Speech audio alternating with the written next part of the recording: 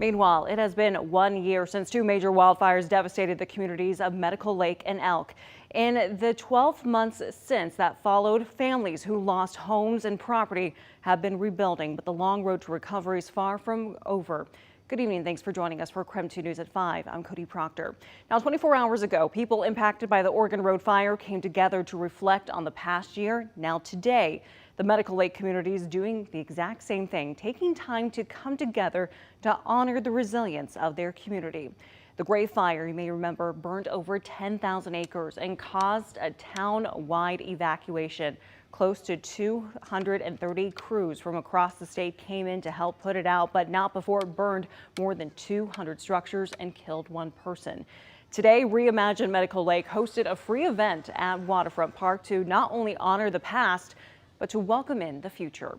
The president of the organization says one thing people don't talk about nearly enough is how benevolent the region truly is, especially during a crisis. And we saw people pour in. My phone started ringing and people came and they gave everything they could as far as their personal time. Again, more than 200 structures burned in the Gray Fire, including a Daniel Hall's house. He told KREM 2 the community support was immeasurable. I don't know what I would have done without the help of the community. It makes me want to cry just thinking about it right now.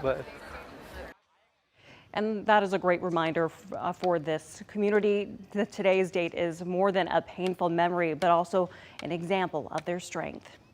In the meantime, wildfires like the Oregon Road and Gray Fires don't just impact the people living in those areas. In our effort to bring you more to every story, tonight we're looking at some of the environmental impacts that come from a major burn scar.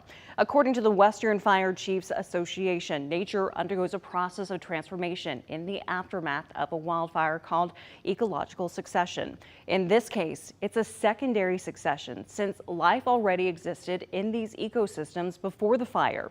The WFCA says the first animals to come back to the area are ones able to quickly adapt to new surroundings, such as beetles and ants.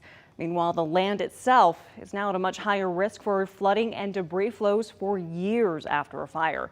That's according to the National Weather Service. But why is that? Well, it's because the newly exposed topsoil is not only water repellent, but easily eroded, meaning even a small amount of rain can trigger fast-moving flows. So while the community continues to work to rebuild, the ecosystems in Medical Lake and Elk are also on their own road to recovery.